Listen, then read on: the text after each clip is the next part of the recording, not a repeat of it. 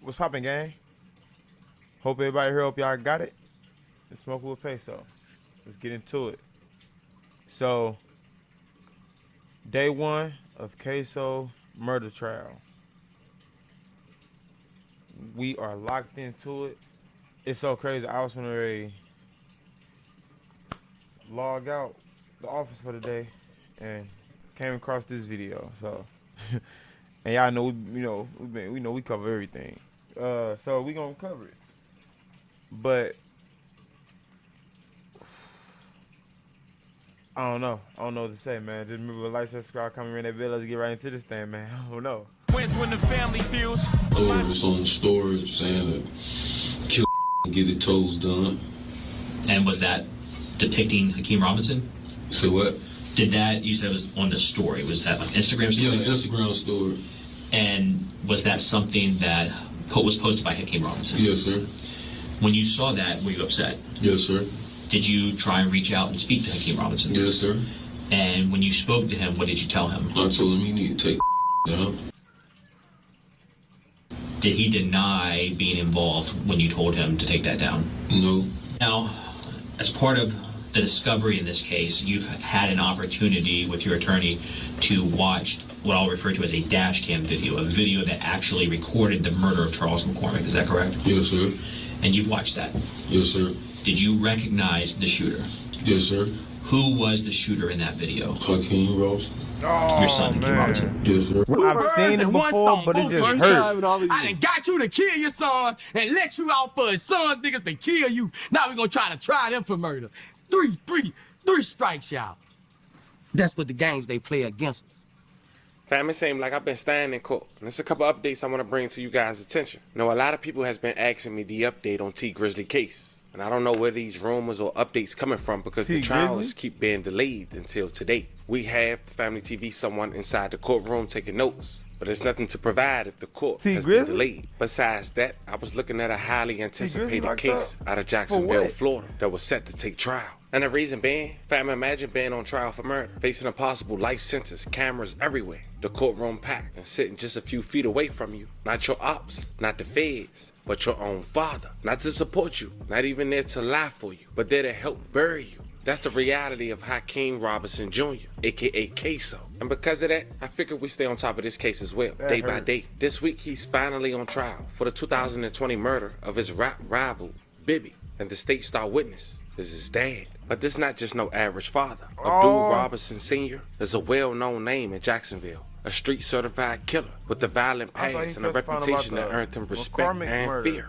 Now that same man, who once rode for his sons, is working with the same system he used to run from. The prosecution say Abdul Sr. was the getaway driver the night that 16-year-old Bibby had lost his life in the Hilltop Apartments. But instead of going down with the ship, he cut a deal. He's cooperating, turning state witness against both of his sons, Ksso and his brother. Also on his trial alongside Ksso is Leroy Whitaker, one of the men prosecutors say helped carry out the murder. Both facing life if convicted. Opening statement started with fireworks. The state painted a picture of calculated revenge, gang ties, and rap lyrics used as real-life confessionals. But today you hear from the defense, both of their attorneys. They already attacking the credibility of Ksso's father, calling him a liar, a killer, and a man trying to save himself. This trial is more than a murder case. It's a family that blew up the wrong way, a rap war gone nuclear, and a test of loyalty under fire. But before we go over this, I want you guys to remember, I won't give you no angle, I just give you the story. So with that being said, make sure you like, comment, and subscribe. We're gonna jump right to it. Now fam, so we all on point before we get started. To give you a rundown on allegedly why this beef started, according to the police, in 60 seconds, there's been some beef with KTA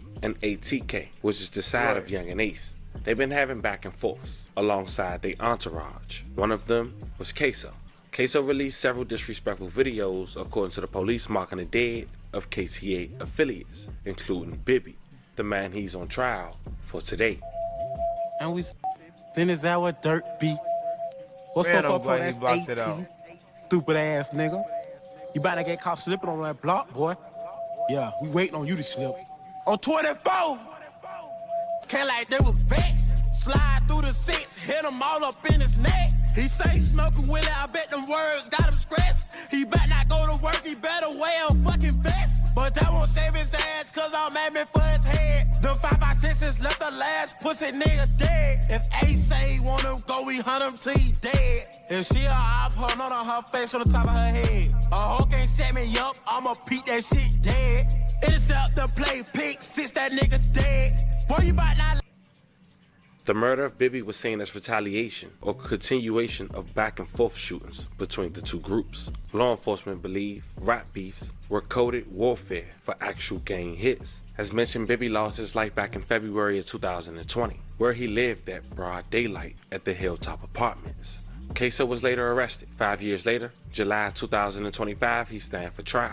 Now, you hear from his attorney, opening statement. She believes Ksso is not the shooter. And described the shooter to look at, because she saw him come out of the woods. Slim build, 5'8" to 5'9", between 160 to 170 pounds. That is not even close to Hakeem Robinson. Nah, he a big boy. Multiple independent civilian witnesses, multiple police officers, all describing someone that could not possibly be Hakeem Robinson. That's gonna be the killer and the crushing part of the whole prosecution case is the fact that the person that's depicted in that video is not a big boy. Now Ksso probably slimmed down a little bit in jail, but if y'all can remember, bro, when Ksso was out rapping and everything, Ksso was kind of fat. Like he's fat. Like he was tall. Dude looked like he about 6 foot, 6'1", 6'2", 6'3". No, I ain't gonna say 6'3", probably like 6 foot, 6'1". And I mean, I guess you confuse 5'9". Nah, you can't confuse 5'9" with 6 foot. Nah, you can't do that. And like I said, he a big boy. And all their testimony, all of them, the ones whose testimony isn't bought with a promise of freedom, they're all consistent. It's clearly not him. The only eyewitnesses that will say that the shooter is Hakeem are the ones who have cut deals with the government. I was gonna say. And they're not going to just present these eyewitnesses to you. As Mr. Cooper said, they're going to present all this other stuff. But take a close look at the details of what they present to you. Because not one piece of that evidence is going to be direct evidence that Hakeem Robinson is the shooter. Let's start with the cell phone evidence, because it's going to be a lot.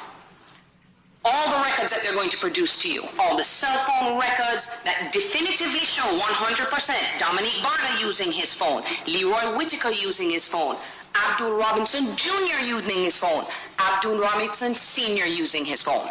All of them are communicating with each other. You know whose phone isn't being used? Or they don't have a record of being used at all? Hakeem Robinson. Mr. Cooper just got up here and told you that he's going to try to put a phone in the possession of Hakeem Robinson, a phone number that begins with 478. You know whose phone that's registered to? Abdul Robinson Sr., a.k.a. Blues, former dead best friend. That phone is registered to his father, not to him. And you're going to see that that phone the day before was pinging in the same place that his father was. They're going to try to make you think and connect that phone to Hakeem Robinson, and they will be unable to do so. Next up, fingerprints and DNA. They're going to try to present you with DNA and fingerprint evidence trying to put Hakeem in that car on that day. But members of the jury, their own expert will tell you, their experts are going to tell you, we have no idea when that DNA was left there, or how. We have no idea how that fingerprint, when or where it got there. All that proves to you, members of the jury, is Hakeem Robinson knows Leroy Whitaker. They're cousins. They hang out together. That's a fact that we're not disputing. And what did Mr. Cooper fail to tell you? That DNA was found on a t-shirt that was in the car. It's not just Hakeem Robinson's DNA. The expert is going to tell you that it's mixed up with 3 other people that I don't know who it is that's on that shirt. Then they're going to tell you that, well, I'm going to tell you that the evidence will show that a man's DNA was found in that car. That's going to say, I don't know how my DNA got in there, but it's there. as someone that is completely disassociated with this case. All that's going to prove, members of the jury, is that Hakeem Robinson, Leroy Whitaker, Torgon Williams, they're all friends and that they know each other. He told you that car was had been reported stolen for 2 months. They had been all in and out of that car. That DNA and that fingerprint does not place him in the car on the day of the murder. You're going to hear about all of the DNA that they have been unable to identify or match with someone else. But members of the jury, what I do want you to know is, even though Hakeem hung out with all these guys and he grew up with them and stuff, Hakeem was different because he was making it. Charles McCormick, you know, they said he put out that song. He didn't put out a song.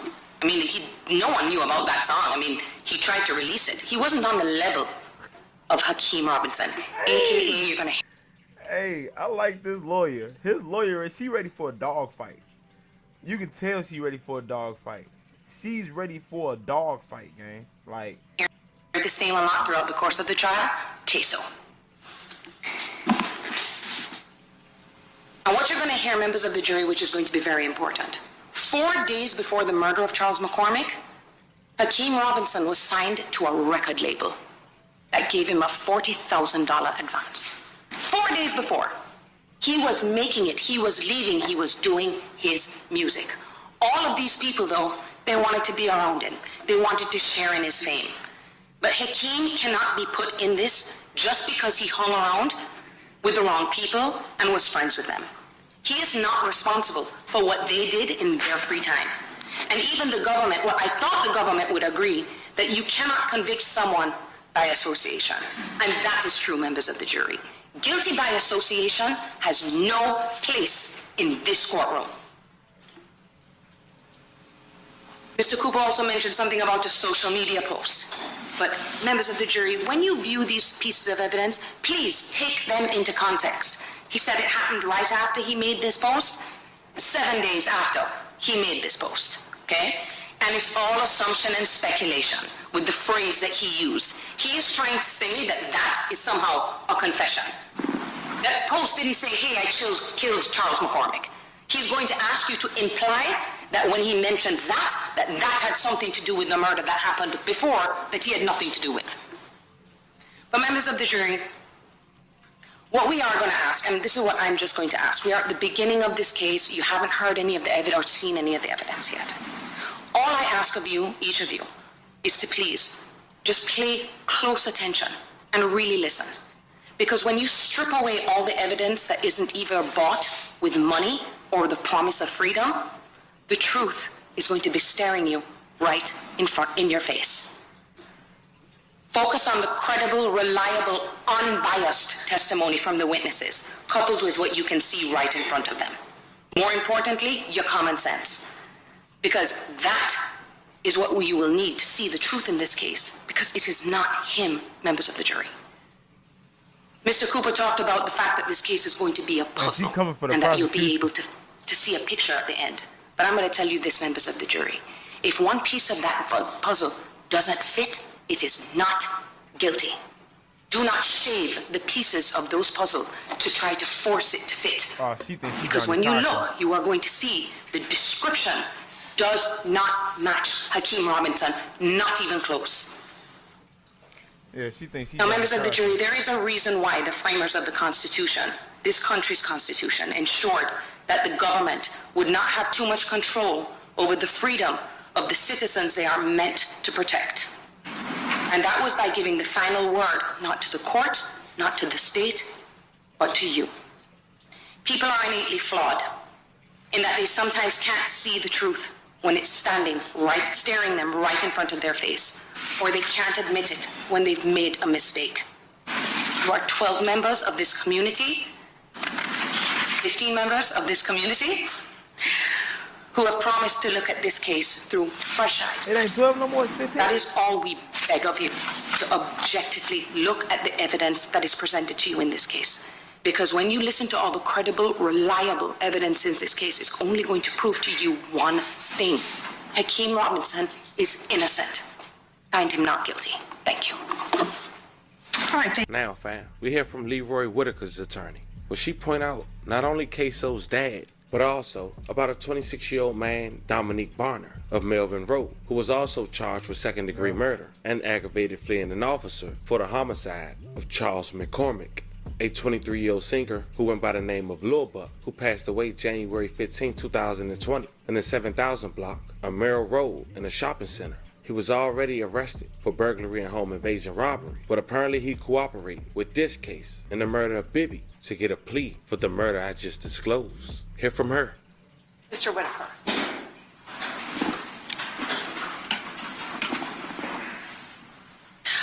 On January 15th of 2020, Charles McCormick was shot in a strip mall by a lone gunman. There will be no question about that. You will watch the videotape. There will also be no question whatsoever. Leroy Whitaker did not pull that trigger. Leroy Whitaker had nothing to do with the death of Charles McCormick. That's what the evidence will show. You're gonna watch a video of Charles McCormick being chased down and shot. The shooter, the lone gunman in that video is not Leroy Whitaker.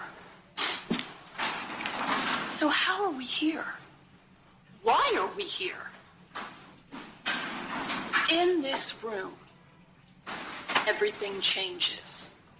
See, before we come into this room, the state of Florida has the absolute power, the choice, the prerogative to charge or not charge whoever they want. But once we come in here to our Hall of Justice, they must prove their allegations. They must prove their allegations with actual, credible evidence. And I urge you to write right now in the notebooks that were provided to you a little topic I suggest to you. Evidence of Leroy Whitaker's participation in this murder. And ladies and gentlemen, there's going to be one thing and only one thing at the very end of all the testimony, everything that you're going to be presented. It's going to be one name only. Dominique Barner. That's it. That is it. The state star witness of which their house of cards in their allegations against Mr. Whitaker will collapse. Dominique Barner, an admitted two-time killer, paid for, self-proclaimed, paid for assassin. Dominique Barner will waltz into this courtroom and he will try to fill the blatant holes in the state's case. Their star witness will explain to you, well, you know, on January 15th, the Jacksonville Sheriff's Office hauls me in. See, I don't just have tattoos on my arms. I have 1993 strapped right on my arm. Pretty distinctive. And Barbara Buckley did describe that in detail. And so the Jacksonville Sheriff's Office was able to put together a photo spread within hours of Barbara Buckley's home being invaded by Dominique Barner. And lo and behold, she was, in no uncertain terms, you're going to meet her. She's going to tell you all. Dominique Barner sure scared me. Dominique Barner came into my home. Dominique Barner choked me out. Dominique Barner got me to the point where I just kind of finally faked passing out and sat on my couch and then ultimately smoked a cigarette. Dominique Barner was caught. And to hear the state of Florida talk about Dominique Barner, one might think, one might assume, Dominique Barner must have walked in on January 15th and said, oh, I need to tell all my sins. Oh, I need to confess. That's not what the evidence is going to show. what you're going to learn is that Dominic Barner came in on January 15th, and he told just enough about himself to get him off his case. So let him go. He's still in jail, but he's not charged with murder yet. But then you're going to hear, as the murders pile up, see, there's this pesky second murder that you'll hear Dominic Barner wasn't in part of, has admitted to premeditating, has admitted to pleading to that charge of a whole separate case where a truly innocent bystander gets killed. Because unfortunately, Dominic Barner misses who he was really gunning for. Interestingly enough, you will ultimately hear Abdul Robinson Sr., also part of that murder, also pled to that separate murder. But as those charges started piling up, Dominic Barner realized, I need to do what I do. I'll cooperate. See, by the time that Leroy Whitaker and Dominic Barner started spending any time together, Dominic Barner had already gotten his first cooperation against somebody completely different out of the way. Because that's what he does. Abdul Robinson Sr., same thing. Abdul Robinson Sr. has been cooperating since before Leroy Whitaker was born. That's crazy. That's what the evidence will show. But Dominic Barner. And you know, that's crazy. Fully always said, boy, Ksso, your dad's a rat. He always said that. That's crazy. Since before he was born. Damn. Will be the one and only piece of evidence the state will even attempt to convince you that Leroy Whitaker had any part in the death of Charles McCormick. The evidence will not be there. You're going to hear from Barbara Buckley, and I'll tell you up front, I think you'll like her. She's feisty. No one pulls anything over her eyes. And she's going to walk in and she's going to honestly talk to you about that morning. How it was just a normal morning. How she sees two people in her house and she says in very colorful language, "Get the hell out of my house!" Dominic Barner didn't accept that and then was violent with her. And because of that, she was able in no uncertain terms, with confidence, with 1993 emblazoned on his arm, she picks him out. Dominic Barner did that. The second person, the other person in her home, she can't identify. What will the state try to rely on? Dominic Barner. Dominic Barner and Abdul Robinson Sr.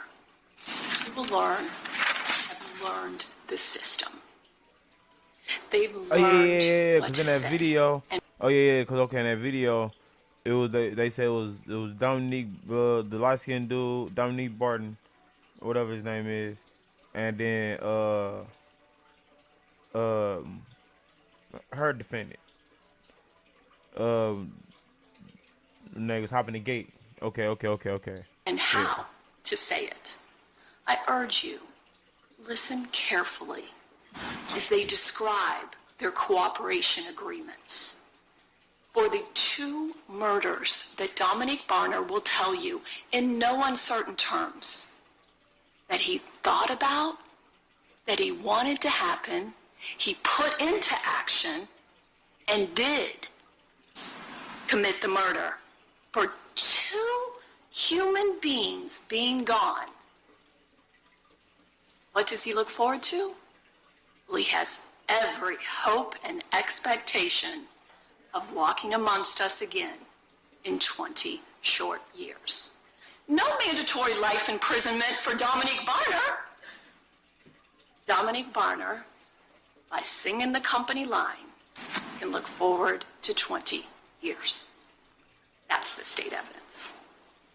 You're going to hear from DNA experts. And I urge you right now, as I remember from jury selection, Some of you had done 23andMe, Ancestry.com. I urge you to listen carefully. You're going to hear words like, well, this unknown profile, well, it's consistent with perhaps Mr. Whitaker, and provide computations to try to explain that to you.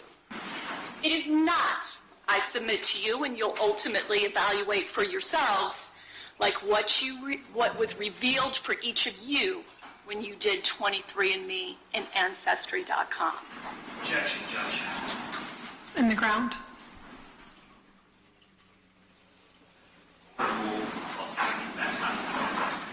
I'll sustain that objection. You're going to hear and see from FBI agent Mr. Corley. And he's going to actually map out for you different phone numbers, and he'll tell you up front, these are approximations of where these phones might have been communicating with towers. And it'll be a lot of convoluted radio waves, all that kind of thing. But he'll try to tell you where he believes these phones were in general terms in Jacksonville. What he won't be able to tell you is who was using those phones or when. And you'll have to listen carefully, and I urge you to do so, for all of the testimony in regards to whose phone is who, and how in the world do we know that person is using it. One thing you'll learn from Agent Corley as well as Jacksonville Sheriff's Office is that oftentimes they'll get phone records for a month or maybe even 2 months and go through the phones to determine who are these people talking to. Just as a way, an investigative tool, if you will, to determine who's actually using these phones. Ultimately, no such evidence will be presented like that in this case, as will there be many things that you will wonder about, but will not be presented. Why? Because the evidence doesn't exist. At the close of all the evidence, after you carefully and critically analyze it, you will realize the state of Florida is on a quest for conviction. They will do so on a house of cards of Dominique Barner, the two-time murderer paid for assassin. And at the close of all the evidence, you will ask, you will suggest and demand that you render the only verdicts that will be appropriate based on the evidence you receive. And those are verdicts of not guilty for Leroy Whitaker. Thank you. I know that was a lot, but that was pretty much day one, fam. I tried to bring you guys 8 hours in less than an hour. Now, consider yourself the jury. If you was going home after day one, what would you think? Let me know in the comments if you guys want to.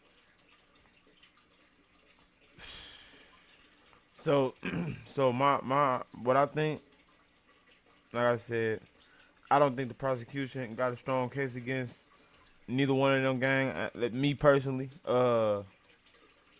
but we gonna see what they got. You know what I'm saying? We covering this case.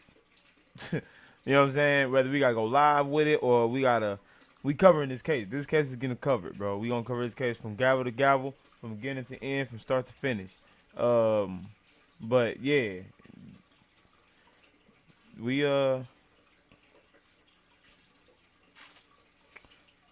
definitely gonna see. But I don't think they evidence is too strong. Cause like I said, first off, the person in that video don't look like Ksso. Ksso is a big boy. That person wasn't big. He was little. You know what I'm saying? He was almost my size. You know what I'm saying? But that's neither here nor there. We gonna cover this case more. Whenever day 2 happens, we gonna be here for it. And I catch y'all. Remember, like, subscribe, comment, ring that bell, and I'll catch y'all on the next one. We gone. You dig?